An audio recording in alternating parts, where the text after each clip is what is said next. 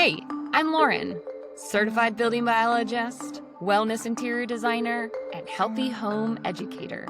I want to welcome you to the House Holistics podcast, where we explore how healthy buildings create healthy people.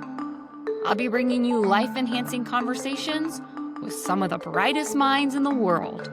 Perhaps your full potential is on the other side of a healthier environment. I'm your host, Lauren Rade.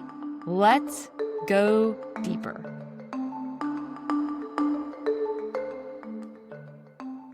Welcome to the House Holistics podcast. I am super jazzed today because I am here with my friend Sandy Wong, who also happens to be a healthy home colleague of mine. So Sandy is the founder of Rugs by Rue, as well as the Healthy Home Summit, which I have made about 2 appearances with the Healthy Home Summit, just contributing what I can back to this environmental space. So today is going to be a really interesting conversation for those who are in the market to learn how to spec a healthier, non-toxic, or lower toxin rug.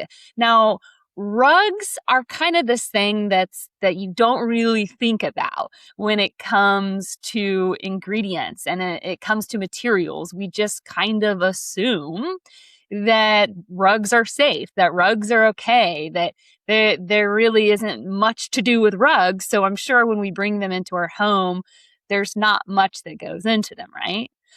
Well, Sandy and I have a different perspective about rugs, so much so that Sandy started her own rug company. So I will be coming at this conversation from a wellness interior design perspective, as well as a building biology perspective. And then Sandy is coming from this conversation from her own ownership of a rug company, as well as her own experience. So Sandy, welcome to the podcast. I'm so glad to have you here. I'm so happy to be here, Lauren. I'm on the other side this time. It's kind of fun. Yeah, I get to ask you questions now. Although I do want to preface by saying that you're probably more of an expert in this topic than me, but I'll try my best. Well, and for listeners, this is going to be a conversation. We're going to ping pong back and forth. It's going to be a dialogue. And so Sandy's going to be sharing as much as she can. I'm going to be sharing what I know. So we really hope at the end of the day that this conversation is empowering, that you will be able to know exactly what to look for when it comes to rugs, what to avoid, what to stay away from, and just really giving you a sense of, okay, like I made a really good choice today. So let's go ahead and get started. Sandy, I would love to know, why did you start Rugs by Rue? Before we get into all the details, why did you start this company? I kind of stumbled upon it when I was pregnant with my first kid. I have 3 kids right now. Okay. And when I had my first one and I was visiting all my friends' homes who had babies, right? Mm-hmm. And I just keep noticing these foam ABC mats on their floor. And it was pretty much universal. Like that was like the thing that you would get for the baby room or for the play area or for the nursery. Mm. And intuitively, I felt that these are foam. It's made out of some kind of plastic material. Is it really the safest option for a baby? And so I really went down that rabbit hole of trying to like figure out, is this a safe option or not?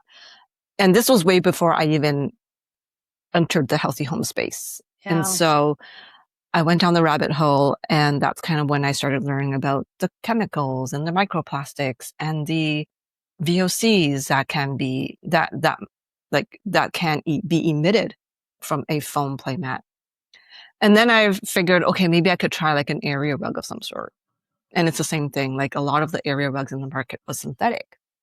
Yeah. And I wanted something washable, but there wasn't really many options that really were like not synthetic and also washable, not a foam mat. It was just, I found myself kind of feeling very overwhelmed. and a little bit frustrated because I'm like, I don't understand why there isn't something simpler here. Like, it doesn't make sense to me. And really, that's what started it all. And I finally came across this amazing brand that we now carry based out of Spain. And they make their rugs out of natural materials. There's no flame retardants. There's no toxic glues on them. And it's machine washable. And I'm like, okay, great. I live in Canada. Can I buy them? And they're like, oh, we don't really ship to Canada. I'm like, okay, I'm going to start a business. I'm going to become a dealer of yours so I could actually source it for myself. It was really not meant as a business at the beginning. It was really, I just want to get these rugs for myself, for my friends, for my family, people that I know. And that's kind of how it started. And then shortly after that was when I learned about, like, I watched a documentary called The Price of Free. It's about child labor in the carpet and rug industry in India. And that documentary completely blew my mind. I had no idea that was happening. And I realized I have a company that sells rugs. I have the ability to like share this with people. Like, I'm like in my close circle, I'm like asking people, do you know about this? Do you know about this? And nobody knew anything about this. So that's really what solidified it for me. It went from like kind of like a side project on the side of my desk to like the actual thing that I wanted to focus 100% of my attention on. Yeah. That's pretty hilarious, Sandy, that you became a rug company out of this need for yourself and your community to find safer, healthier rugs. And then then Rugs by Rue kind of just snowballed into what it is today. That's pretty cool. It is kind of like, yeah, it was a little, it wasn't planned, basically. It was what well, the best things are really never planned, because that's usually when we're aligning with destiny. So it is truly destined that you are in this healthy home space, also running the Healthy Home Summit, which I'd like to share more about at the end of the podcast. But, you know, here's the thing about area rugs and carpeting. For a healthy home that meets, I would say, building biology standards and higher standards, wall-to-wall carpeting isn't recommended for a host of reasons. Because even if there was the healthiest wall-to-wall carpeting, it had low VOCs, it was using natural materials, and it was guaranteed not to emit any toxins, I still wouldn't recommend wall-to-wall carpeting. Why is that? Because it can't easily be removed to clean. And so it essentially becomes a reservoir for dirt and dust and pesticides. So that's why I recommend my clients, and what I put in my space is area rugs. I love area rugs because I think it solves a great solution for folks that want something that's actually cleanable, and they're not going to get stuck with having something that you can't remove. I think we've all seen pictures and videos. I have personally pulled up area rugs, and you just see all of this dirt that is not cleanable. So area rugs, I think, offer a great solution. And so when you started Rugs by Rue and you noticed, oh my gosh, like more and more people are interested in healthier rugs, what was what you were wanting to promote, or at least find more brands, or allow more airtime to? I know you said sustainability is close to your heart, and then rugs that had lower chemicals. Can you share a little bit more about that? Yeah. So as I shared, like at the time, I was a mom to really young children, and really my audience, like the people that I wanted to help, was other moms who didn't have time to research, who didn't have time to go out and spend weeks like finding what is the perfect brand. And really, so that was really the intention behind building the company. And so health was one of the key aspects, obviously, right? Like, so I started researching what are the right fibers that we want in the rugs. How is a rug constructed? Like, when I started the company, I didn't even know how a rug was made. So I had to learn, how is it constructed? Like, what are the different layers? Like, there's the backing, there's the canvas, and then there's the adhesives, and then there's the, like, companies spray chemicals on it to make it perform better. So all these things about the materials and content, was stuff that I had to learn. So that was coming more from the health aspect of it. And then, as I mentioned, there was the ethical aspect. How can I source rugs that I know are not made by children? And so there were certifications that I learned around that as well.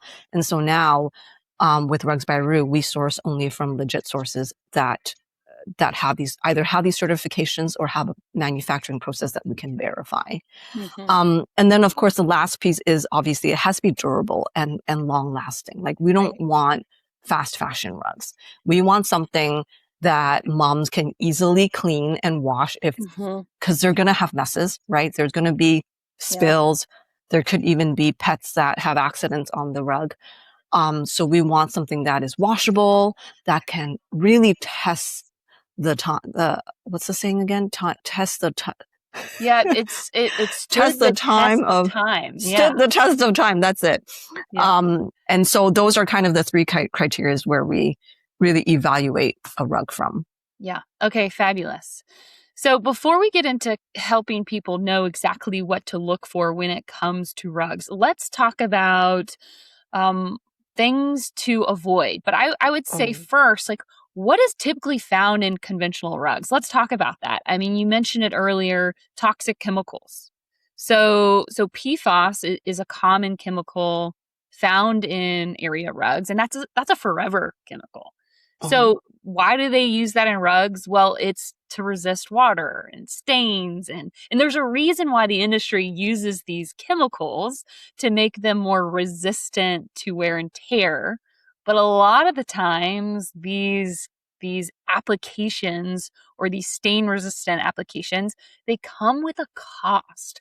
And that's probably what you learn too along the way in this journey, is that especially in the design industry, everyone wants this coating on their furniture and their rugs because they don't want spills. And that's great to have things that don't get dirty. But what's important that people realize is that with that comes an exposure to toxic chemicals. So PFOS is just one of them. What are some of the other toxic chemicals that folks should look out for? Yeah. Well, PFAS is on the surface, right? So it's coating on the surface of the rug to help it perform better. A lot of people don't think about is what's underneath the rug. If you flip the rug over, there's usually, if it's a tufted rug, there's usually a backing on it. Yeah. And that backing is often made out of a synthetic rubber. It's like the most common is SBR, which stands for styrene butadiene rubber. And that emits VOCs. For a very, very long time. Even after the smell dissipates, it's still emitting, and we can't smell it. We can't see it. So that's one of a second biggest culprit in a synthetic rug that you can bring home. And then if you think about the backing, how it's glued on to the back, like what type of glue are they using is another concern, right? That could contain also VOC emissions as well. And then the last piece is the fibers of the rug. 80% of the rugs on the market are made of a synthetic fiber, such as polyester, polypropylene. It's all synthetic. And so there's the concern about microplastics, right? Like every time you walk over the rug, you're brushing up microplastics and it's becoming airborne. And so we're inhaling that. These are all the different aspects that I don't think are obvious to the consumer. They're definitely not obvious, and people don't know. And I think when you can really highlight to people that they're dealing with a pretty heavy chemical load just in one area rug is really significant. So we talked about PFOS, you talked about VOCs. I would also add the formaldehyde. And the formaldehyde is there because it can help treat it from bacteria, and it kind of can give it a shelf life per se. But I mean, formaldehyde we know is a known carcinogen. And then of course there's flame retardants, and flame retardants are there to meet meet fire safety regulations, but it adds to the chemical load. And folks just don't realize that. And so it's really important when you can break down all the ingredients, because there's not really a lot of companies that are saying, hey, here's all the ingredients that are in our materials. And then and pesticides, right? Especially if things are being shipped from overseas. Why do they use pesticides and fungicides? Well, it's to help prevent any bacteria or mold or insect damage, but that puts a lot of burden on our immune system. Yeah, totally. Yeah. Yeah. And rugs are, I always say, it's like one of the biggest decor pieces in a room, right? Yeah. Next to like the couch is probably the first biggest, and then you would have a carpet or an area rug underneath it. Yeah. And so if you think about the exposure, Mm-hmm. it's actually pretty big. Mm-hmm. Yeah. Yep, you're so right. The exposure is really big. I mean, I'm sitting on my floor on like a 12 by 14 wool rug. That's an expansive amount of space Mm-hmm. in an environment. I mean, we talk about Yeah. all the time how if you could just make one healthy home update, use a mineral wall paint or clay-based paint just on your walls instead of a latex paint. And I think rugs are really significant to consider to bring into your home environment that is more natural. Mm-hmm. So, you mentioned certifications. Can you talk about the importance of certifications and standards and really what you're looking for when it comes to certs? Well, because rugs, it is a textile fiber. So one of the gold standards that we look for is the GOTS certification, which stands for the Global Organic Textile Standard. Mm-hmm. And what that covers is the first big piece that you had mentioned is the pesticides. So anything that is GOTS certified in a rug means that we are looking at organic cotton, organic wool, which is a huge benefit because you don't want pesticides being emitted into your living room And just to air. clarify for listeners, if a rug that does not say organic GOTS is not going to be using organic fibers. And when you're not using organic fibers, that's when pesticides are introduced. Yeah. And specifically the certification. I have seen manufacturers label their rugs as organic cotton, organic wool without the GOTS certification. Have you? So in that situation, it's kind of like buying a t-shirt, right? Sometimes you'll see it listed as organic cotton, but there's no GOTS symbol on it. That's a red flag to me, right? Totally. And so I would actually dig deeper and really ask the manufacturer, hey, can you show me how you verify that this is organic? Yeah. GOTS does come with a price tag, I have to say. And so if you can't get GOTS certified area rugs, then the next level would be to get something that's OEKO-TEX certified. That's another certification that I would look for. That one looks more from the chemical perspective. So seeing if there are any spray, like the PFOS chemicals and the phthalates and the formaldehyde, like all that stuff is often covered by the OEKO-TEX certification. It doesn't necessarily cover the fiber content, but at least that is a step in the right direction. So those are kind of the two that I would rely on usually. They kind of have their pros and cons. Another way that if we do have customers who are looking for something more customized and have a bigger budget, we actually would recommend doing independent testing with a lab too, which means that we bring the swatch, right? We bring the rug swatch to a lab and have it tested to see if there's any pesticides or VOCs or chemicals that we don't know about. And so that is another way that we would verify the contents of a rug, but that would be a more customized and more pricier option to do that. Pretty incredible though that you even offer that, because that shows that you value transparency. Yeah. And I actually learned it from one of our suppliers because they were explaining, this is when I first entered the industry. They're like, well, getting the GOTS certification is a very expensive process. And so they told me that their materials were organic. And they actually suggested, feel free to bring our rug swatches to a lab and have it independently tested, and then can come back to us. Because they didn't want to invest in a GOTS, getting it GOTS certified, which I completely understand, because it is a pretty lengthy process. It takes about 3 years to have a factory become GOTS certified. And so that was kind of where I learned that. And with our high-end customers, that is what we offer, because if they're getting something custom, there's no way that we could have a factory get GOTS certification on one piece of rug. So yeah. Totally. And so have you ever had a client go through the testing and then they were like, it came back with highlighting certain elements that didn't meet their standards? Has that ever happened before? Not really. When we find a factory that we trust, we have I don't think we've ever had a case where the lab results came back like with red flags. Amazing. We would only send it if we trust that factory and we worked with them before. And so it is just kind of like a proof for our customer to see that, hey, it went through this process and we know that it's clean. I think that's so smart of you. And if somebody is really sensitive, that can give them the peace of mind that they might need. And something, Sandy, that maybe you knew this, but I didn't know this when I got started as I made the transition from conventional design to wellness design.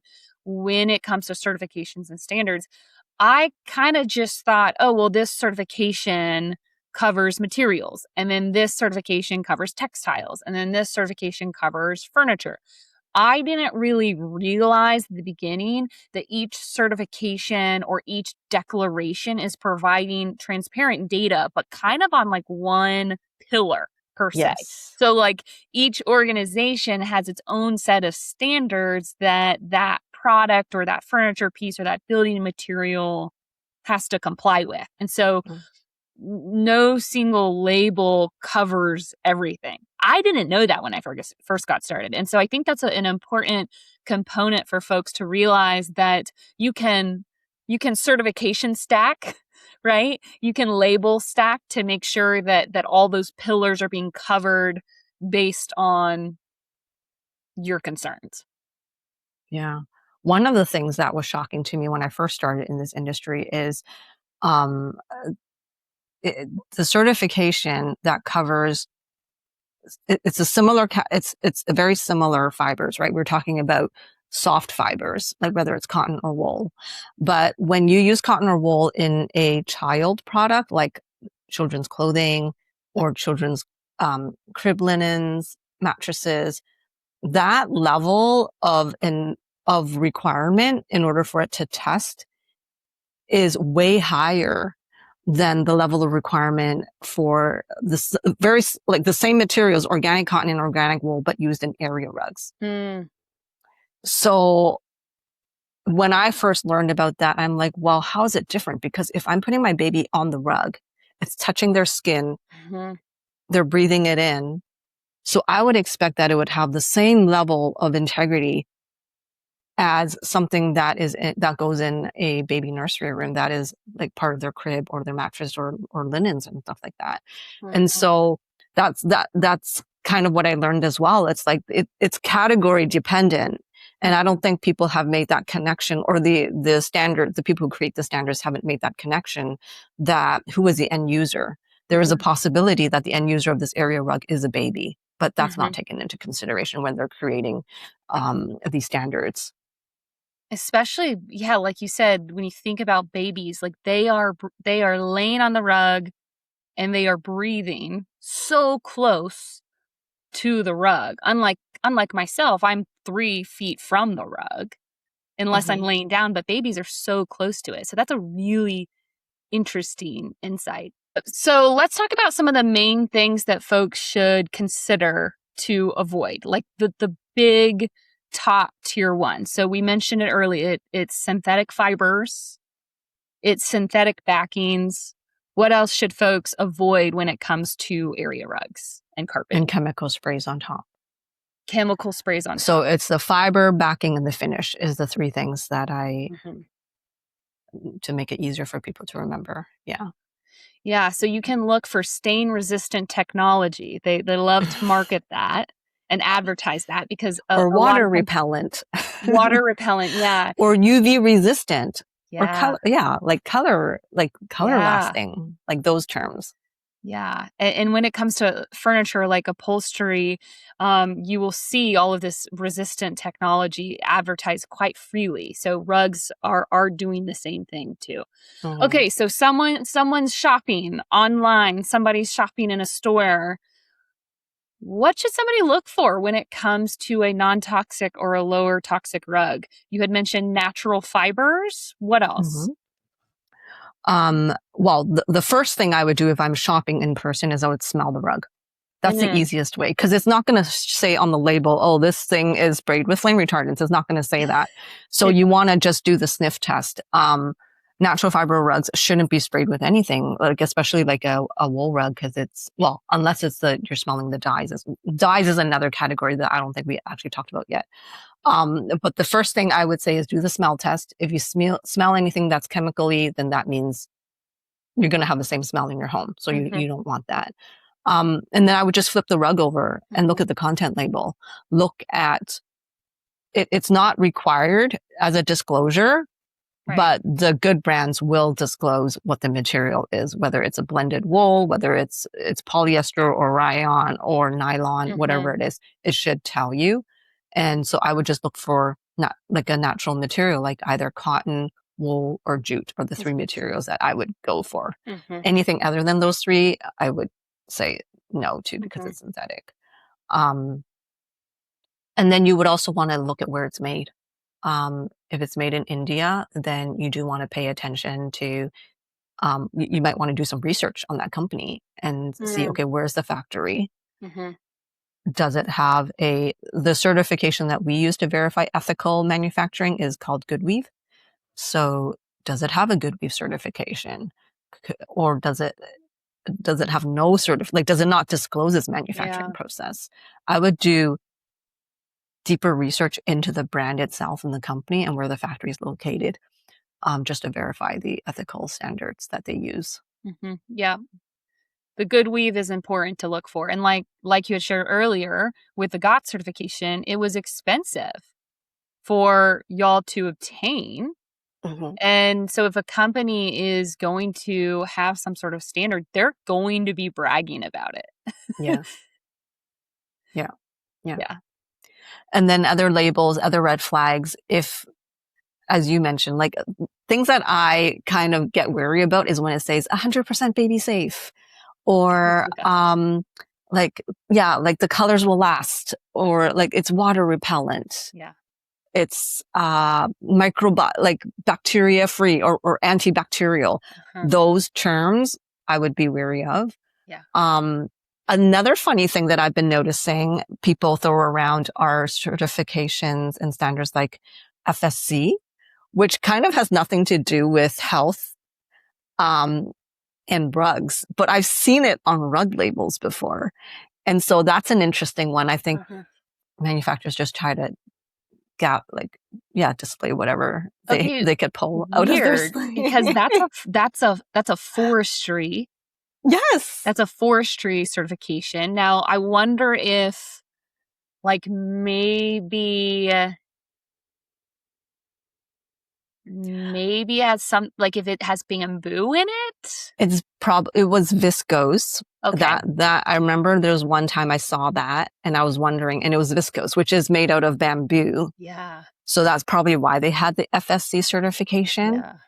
Yeah. But to most people, you wouldn't really think, what is this label doing here? You would just think, oh, it's an extra certification, which is great.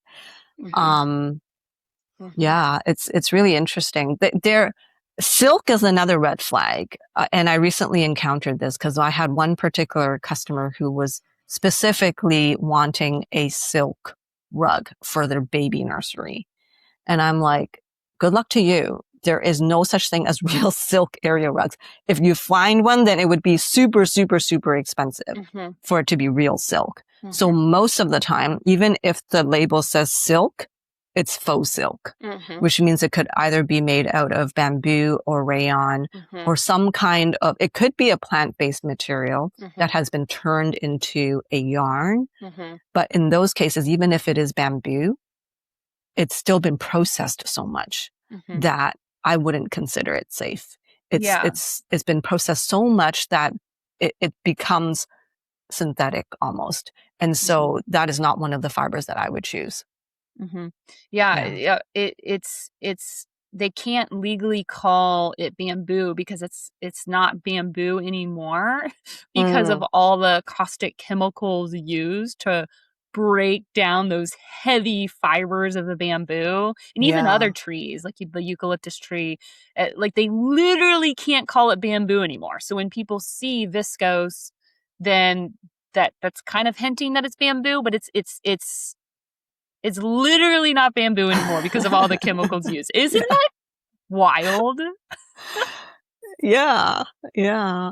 And my client was really shocked when I told her, like, this is not real silk. And she's like, no, the vendor told me it's real silk. I'm like, it's not.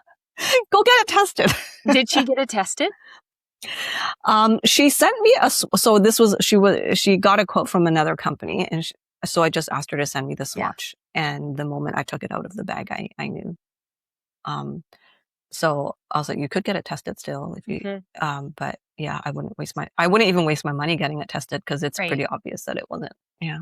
Right. Totally. And so with this, you gotta, this is a dig industry, isn't it? Like we gotta dig to find our answers, and from building materials and furniture and beyond, I mean, it makes it really challenging to know the ingredients because this entire industry is poorly regulated. So the best that we can do is to look for certifications and declarations because those are going to reveal kind of the receipt trail. They're going to reveal transparency. And so you said a couple amazing things: Good Weave, GOTS, OEKO-TEX. Look for these certifications. Look for organic cotton, organic wool to make sure that it's not sprayed with pesticides or fungicides. And I think all of that is so helpful for people. And I think it can be kind of daunting for folks to think about, oh my gosh, like I got to think about rugs now for my home, but it really is, you've done a great job of kind of boiling it and making it super concise.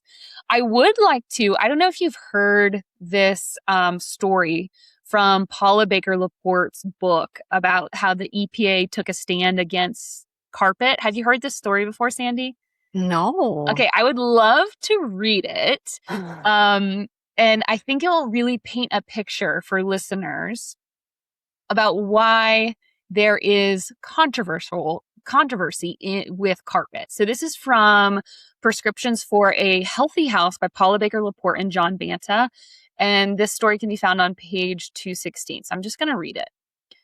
So in October 1987, the EPA, so the Environmental Protection Agency, installed carpet. We're talking wall-to-wall carpet here, not area rugs. Installed wall-to-wall carpet at its headquarters in the Waterside Mall in Washington, D.C. A total of 1,141 complaints were received regarding adverse health effects related to the brand new carpeting. Wow. These complaints included decreased short-term memory loss of concentration, confusion, anxiety, headaches, joint pain, muscle pain, rashes, digestive disorders, reproductive abnormalities, asthma, insomnia, chronic fatigue, and multiple chemical sensitivities. And I think even Sandy, knowing parts of your story and parts of my story, I think we can all say, oh yeah, I had that. I was exposed to that and felt that. And then it goes on to say that dozens of workers from this EPA building remain permanently disabled.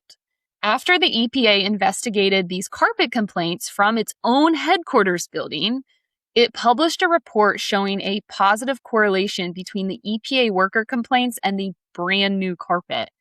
But despite the result of its own study and the removal of 27,000 square yards of carpet from the headquarters building in 1989, so just 2 years later, the EPA published a public information brochure that stated Limited research to date has found no links between adverse health effects and the levels of chemicals emitted by the new carpet.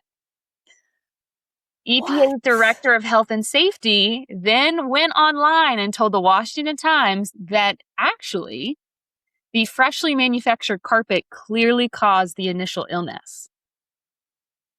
Well, guess how long that guy had his job? Within a few weeks of making that statement, he was actually removed from his job. And the EPA management came out and they expressed concern that testing and regulation of carpet emissions could potentially cost the carpet industry billions of dollars. Yeah. And I think that write-up is so significant because there is a reason people don't really know about this topic.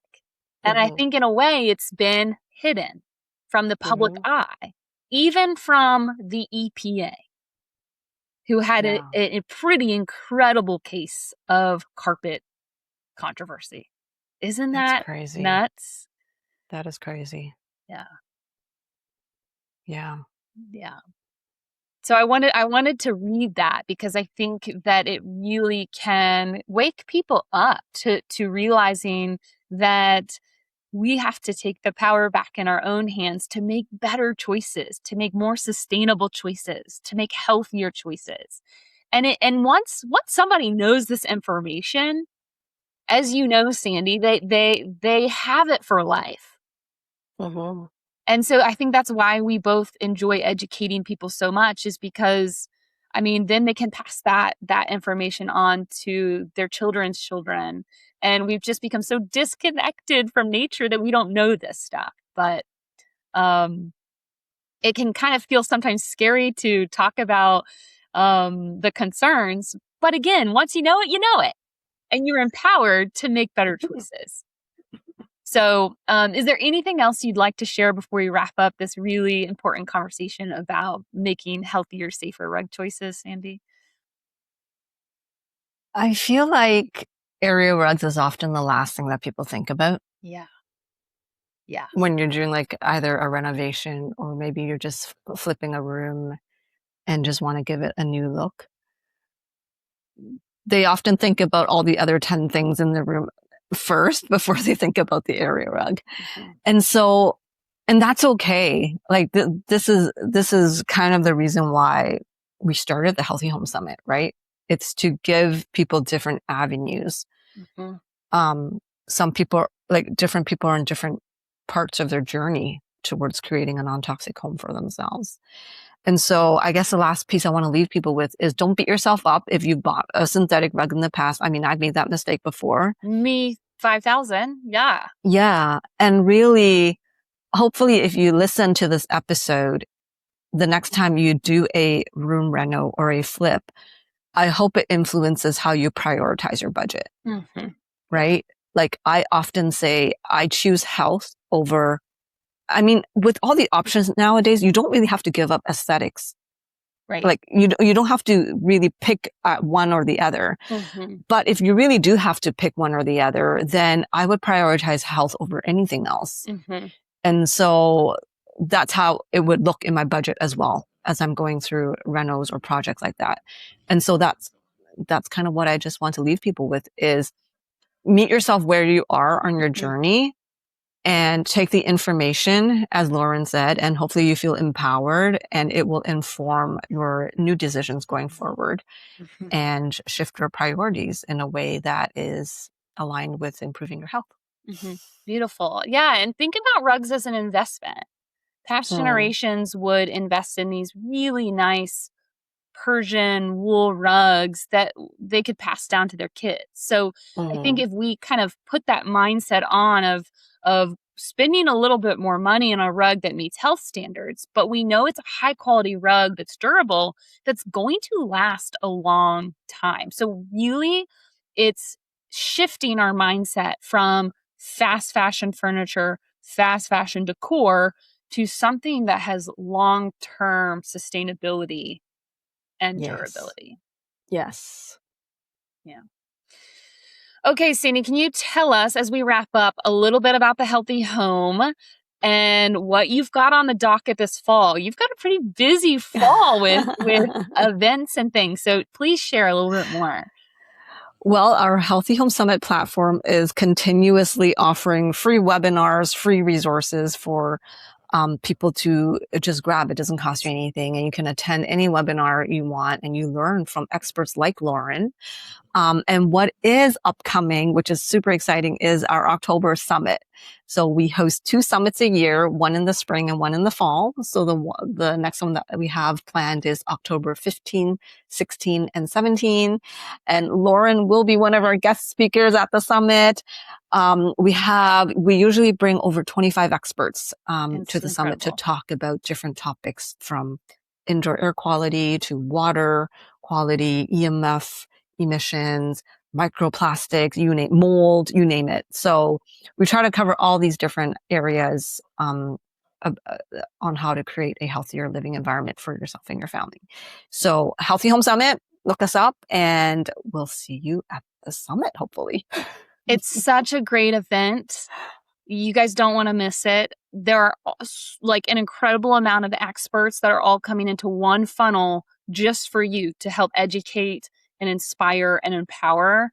And Sandy, you've done such a great job of gathering, of hosting, of balancing all the conversations you did, especially the last summit. So kudos to you for creating a really cool community of people, from homeowners to designers to builders to everyday folks wanting to just live a more holistic lifestyle. So find Healthy Home Summit on Instagram. You can also find Sandy Rugs by Rue on Instagram as well, if you want to learn more about natural, organic, non-toxic rugs.